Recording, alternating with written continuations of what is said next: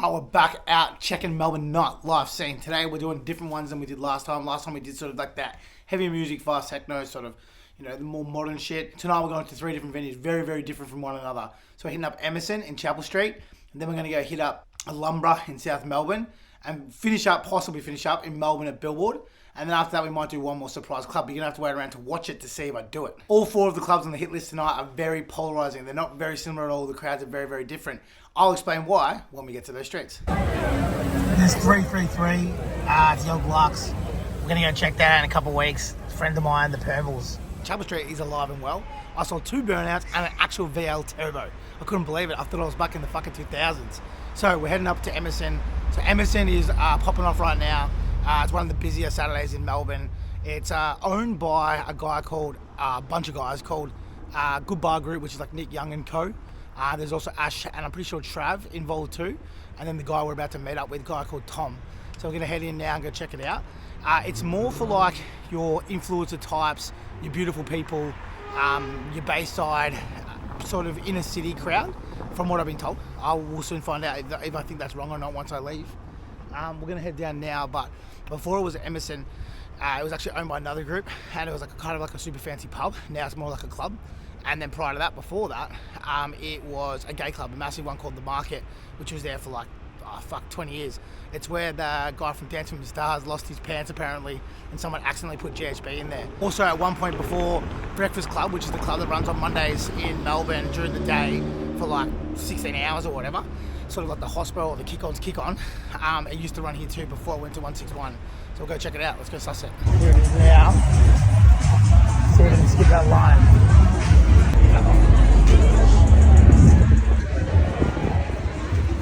Happening. Nice face, Dad. One on this side, please. Thank you. Have a good night. Thank you so much. Appreciate it. Where's Joe? Outside. Thank you guys. So I was skipping the line. I actually thought I wasn't going to be able to then. I was like, fuck, I'm going to have to wait out here. But my face prevailed. This joint is still fancy as fuck. Look at it.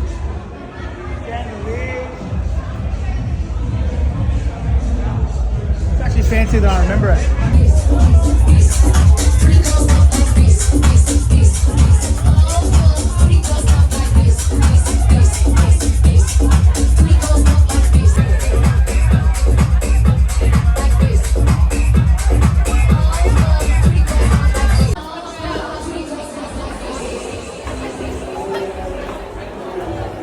This is the rooftop area. It's sick as it used to have like real loud music out here.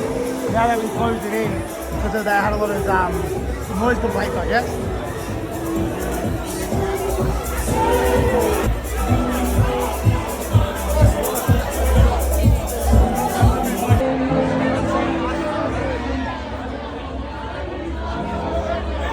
Oh my god, I love your video. This joint used to be 3 stories. But I don't remember the dance floor in that middle room, so I'm gonna suss out if there's a 3rd room still. Oh, here we go. Fuck yeah. Oh wait. Is that the staff area? Oh, sorry bro. There is a 3rd room. Oh, it's a lot.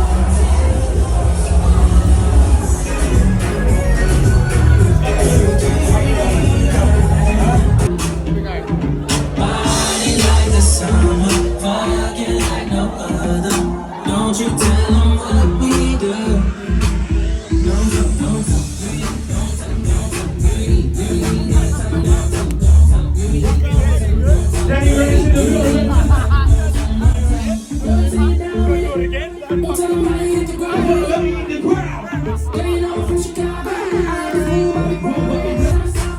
What are you doing here, cunt? I'm just filming.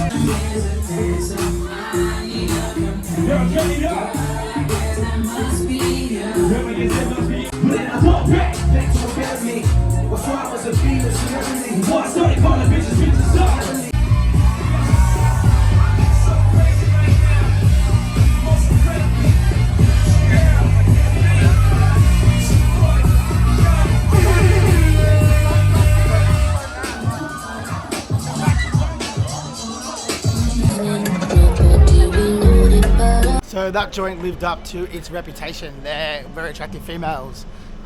People that look like they have lots of money. Mostly R&B downstairs, 3 rooms. Venue looks way better than when I was there last time. It looks pretty fucking elite, to be honest.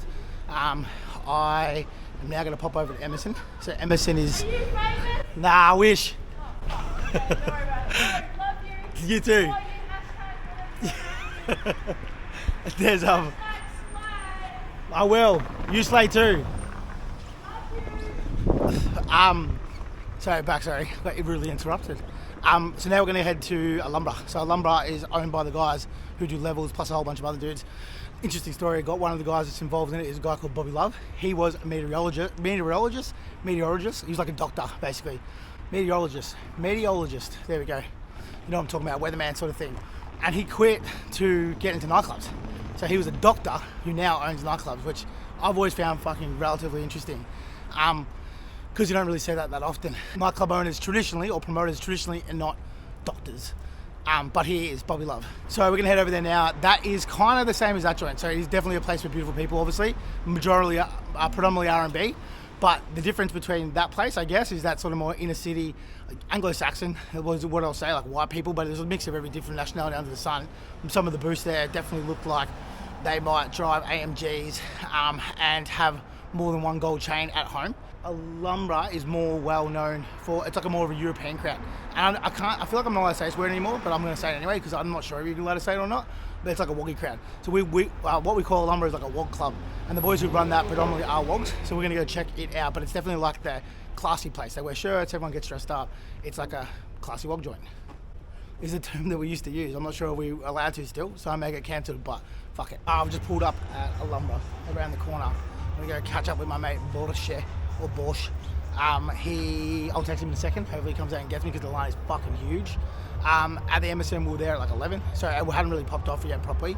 Obviously, fucking still absolutely insane. There was at least 1,000 people plus there. It was good to catch up with my mate Arby. I hadn't seen him for ages. He used to play at all my events at Empire and Code towards the end of my fucking tender.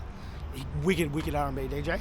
So these two clubs would probably have a little bit of different, a little bit of crossover. Not a massive one, but they definitely would have a little bit of crossover. Alumbra there, you can hear the music from the rooftop there, but Alumbra used to be motel. It was one of the first clubs that I came to that was like a house-based one. I remember going to One Love, then I came here. It was called Birdhouse Fridays back in the day, which is very, very fucking back in the day. It was a mad venue back then it shut down for ages. Then it was the Albion. And it got famously burnt down by the owner, but they pretended it was like a gang thing or something. Someone ran in there and like firebombed the joint, and then it ended up being the owner. So then it took years and years to rebuild it again, but it's been real beat now, and it's been had its ups and downs, but now it's fucking pumping, which you're going to see because I'm about to walk over there and see the size of this line. It's fucking ridiculous. I'm going to lurk around the front for a little bit. Hopefully my mate's out the front. It's like midnight now, as you can see, it's really fucking popping off. This is also 3 levels, I think, from memory. Go check it out, see what it's looking like. Go up, I know the 2 there, so that's Joey's. So there we go.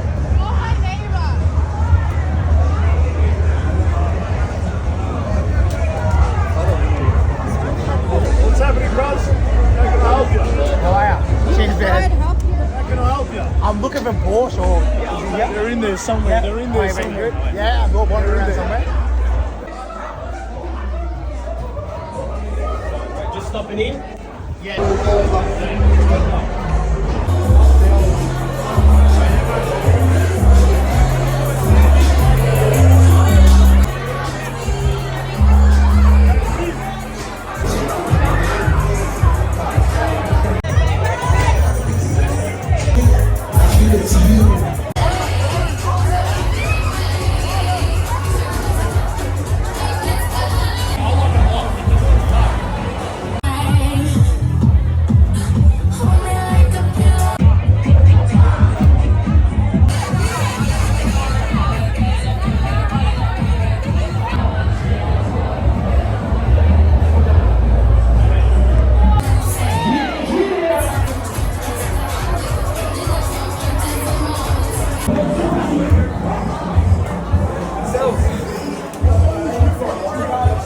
That was Alumbra.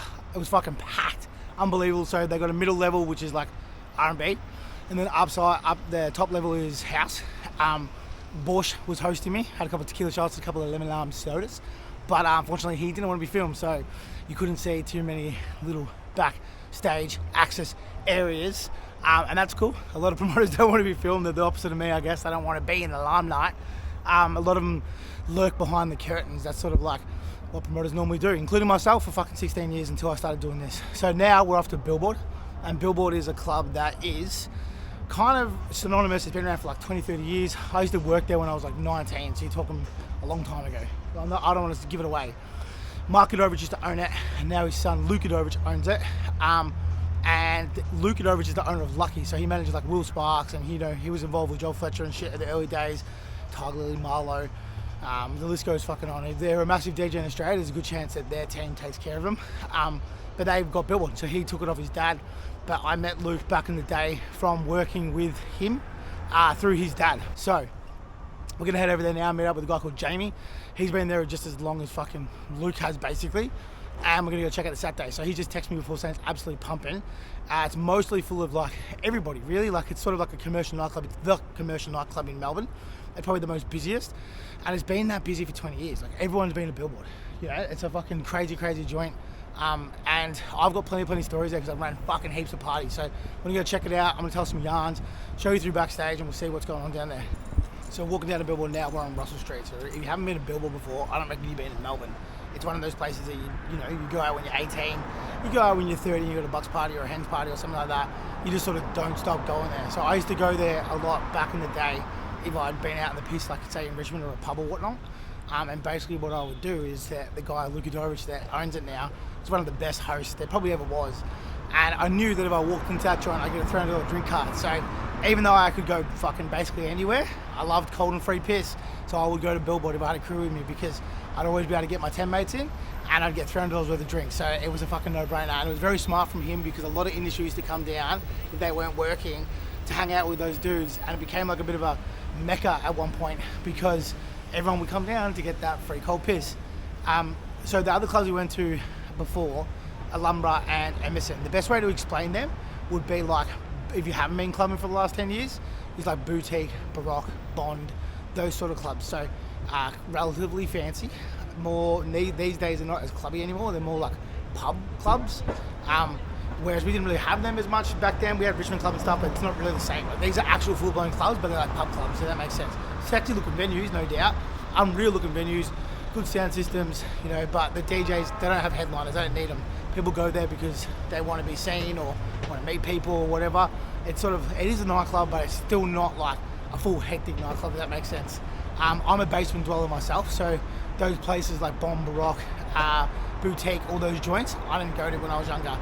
You're more likely to find me at like TFU, Corova, or so anywhere that fucking had a basement tramp, you know, Revs, all those sort of places. But nonetheless, we went and checked them out, and I do understand why people go there because, as I said before, and I don't want to sound creepy because I'm married, but there is a lot of attractive females there. So if you're a young single male, it makes sense. If you're trying to, especially if you're a football player or something like that.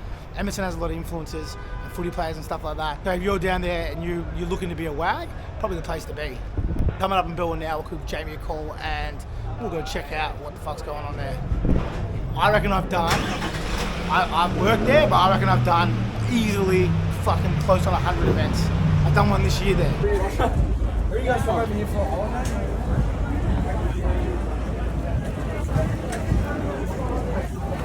It's the last. How you going tonight? Yeah, good.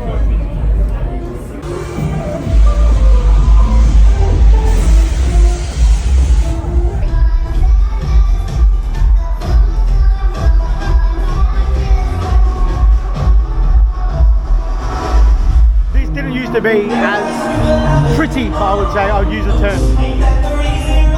It's a lot more polished than it used to be. Back at House Billboard, baby. Tour. Up here with the green rooms. You see if there's still green rooms. Not really. What the fuck is this going to be? These used to be green rooms. Hello, boys.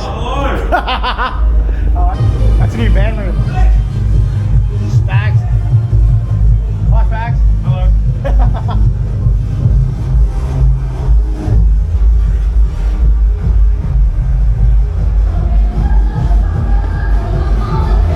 This used to be, what up, bro? Good? This used to be Betty's Lair, the sound room. Fucking hell, look at this. staff room. Yeah. That's fancy as now. This used to be the sound desk and you used to be able to look over the venue from memory. And the sun begins to fade. Still have time to figure out how to chase my blues away. Till now, and when the night falls, the loneliness falls. Oh, there's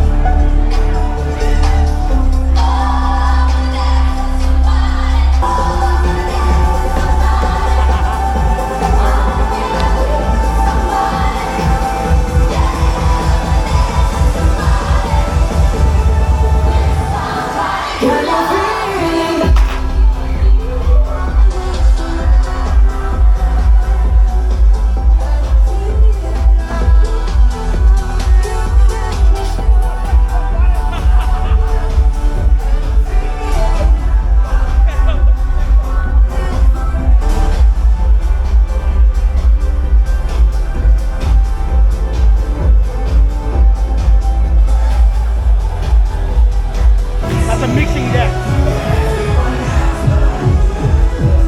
This is called the bunk of this room.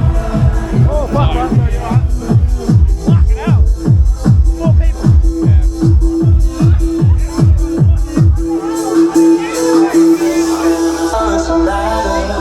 Cause if you're not being I don't want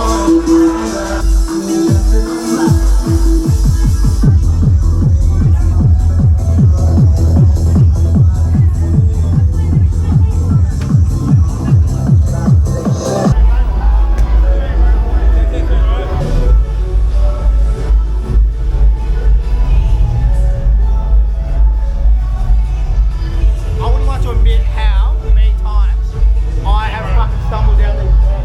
All good. Yeah, bro, yeah, I'm alright.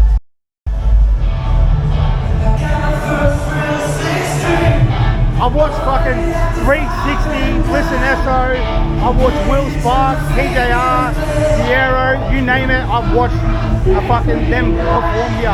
This place is iconic. It's also called 170. I've also seen Bloodhound Gang, I've seen Colt, I've seen fucking Road Traders. The list goes on to the amount of artists I've seen here. All this shit here is CO2 cannons. This here is my man Rock. What up, bro? You good? Right, I'm good, I'm good. So this is all back and forth. So this shit here doesn't really get used that much now, but this is a mixing deck. So when they have a band on, they go hard as on that. But right now they're not doing that. A little bit of backstage action.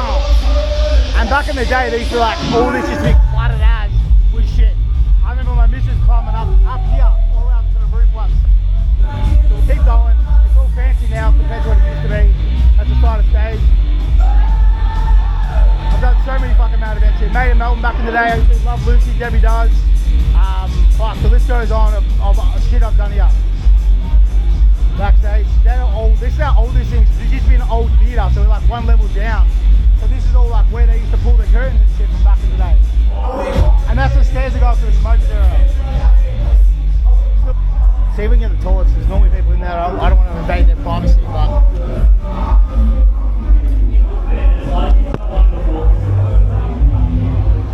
I've brewed in this toilet. No one needed to know that, but you know, that's nightclub life. You're Danny. Hey, wow.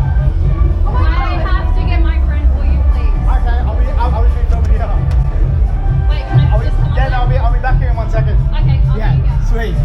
So this is the backstage area. So if you're like a big artist and you're turning up to your gig, so we've done heads before, and you come down here. So this is the side entrance. I'll run you up there. Or if you're fucking off, you don't want people to know you're fucking off. This is the side entrance. It used to smell like piss hard as. Doesn't smell like piss anymore. That may be a little bit of piss there. Because they've got it locked. But this takes you out to Coverlip Place. Little Chinatown. So normally the artist bus will pull right up there. Someone will stand here, they'll let them straight in. And they'll come back down here. Make sure I've locked that. Yep, locked. Sweet. They come down here and then they walk into this area. Straight down here to get ready, which is like a green room. So a green room is like those secret rooms that people talk about. So when there's not a big artist on, we used to party in there, just drink piss and just hang out and do whatever. There's no cameras normally. There might be cameras there now, but back in the day there definitely wasn't. And in that green room, I can't show you because there's a private function on. You can see over there into the venue. So it's like a glass room. They open it up, you can see directly down there. We'll see if we can peek into it. But normally if you're an artist, you'll run down there, go straight up into that room, and then you'll wait till you play, and then you'll go back down and do that whole sort of backstage area that's run you through, and you'll walk through it. Fuck, can I get through here? I'm locked. Fuck. I'm fucking locked in. Hey!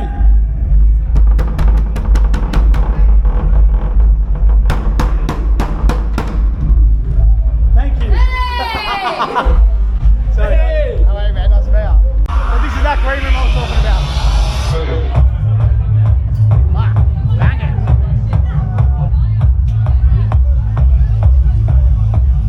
That's that green room I'm talking about. Wow, what a banger. Len Frankie straight to the stage, man. Hey, I watch all your YouTube videos. Everything's open here.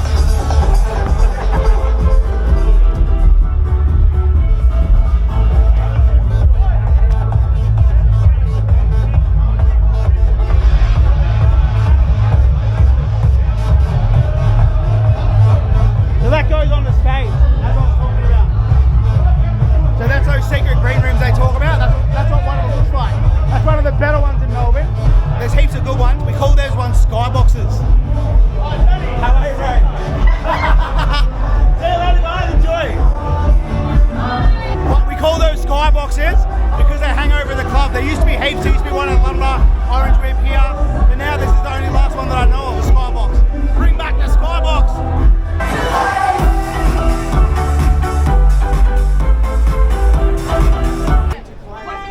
It won't charge you.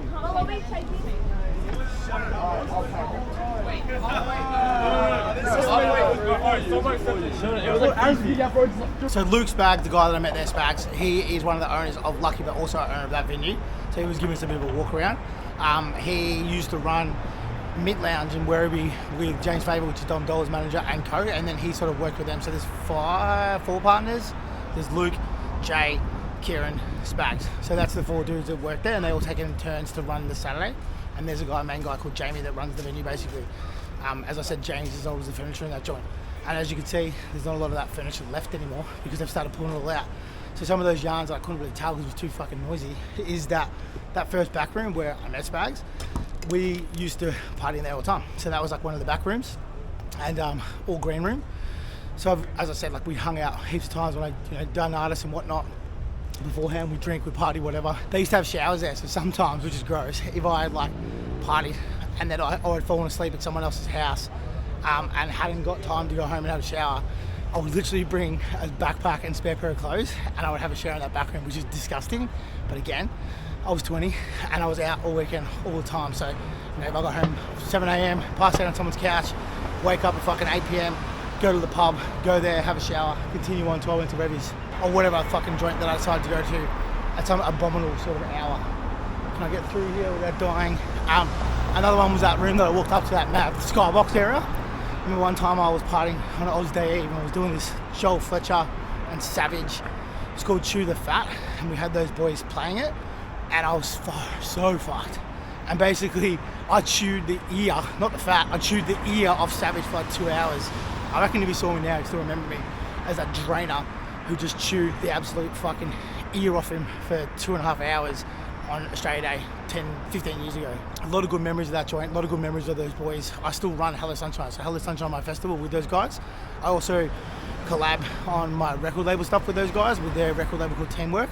And I do heaps of shit. Even the orchestrated party I'm just doing now at Riva, it's about to sell out, I'm doing it with those boys. So I do stuff with everybody. I'm a bit of a lone wolf, always have been, but I've worked in club with those guys for a very, very long time. Two of the directors I have known since before they were 18, showing my age there. And Luke, we sort of started together and we were very, very close friends. Still are. We're still all close friends. So it's cool to see the club that they're doing fucking pumping still. And now we're at New Guernica, our last stop. This is the secret stop that I wasn't going to tell you. Basically, this is more my scene. So a bit more of a grungy club. We're in Fitzroy, just out of the city, kind of near like St. Vincent's Hospital. New Guernica has a massive history. So the guy that owns it called Jaff used to own a club called F4 that then turned into New Guernica. New Guernica was there for like, I reckon 10, 15 years. F4 was there for ages too. Basically, New Guernica was, I think it was just off Collins Street basically. That turned into the Dove Club, which was Turbo. And then when that shut down because developers knocked it down, it then turned into, Turbo moved to the new venue, which is Turbo 422. Before that was Turbo 333. So we're going to go check out the new Guernica. It's been here for like 2-3 years, so it's probably not that new. And the guys that are running it are these Italian dudes called Eat the Beat. So one of the guys is called Matteo. So we're gonna catch up with them. Quickly have a scope through it, but this is the bonus club. The bonus club, baby. Let's check it out. I've done parties over here on the corner. There's a place called Fitzroy Big Gun. So I've done a bunch of house parties back in the day. I did Billy Kenny, Teenage Mutants, a bunch of other artists there too. Sick fucking venue on the corner. I doubt it's open still. Let's go check this joint out. Good to see one thing hasn't changed.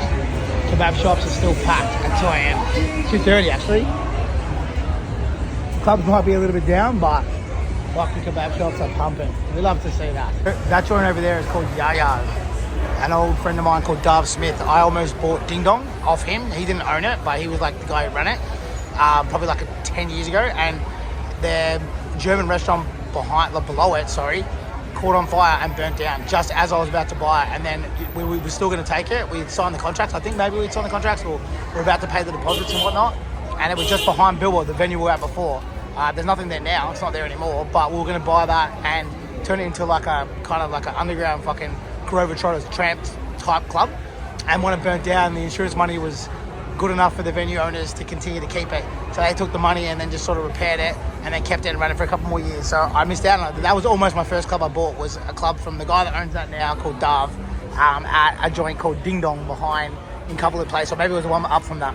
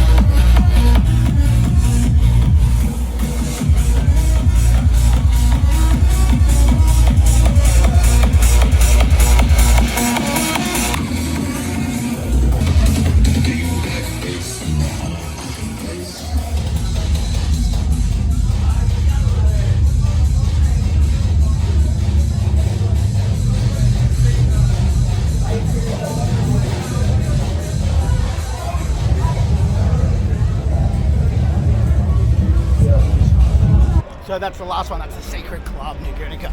Cool looking fucking venue. As I said, New Guernica back in the day, they had the kitchen and the whole venue. I did one event there ever, and it was with the guy that runs Sticker Steve, so a guy called Mike Toner.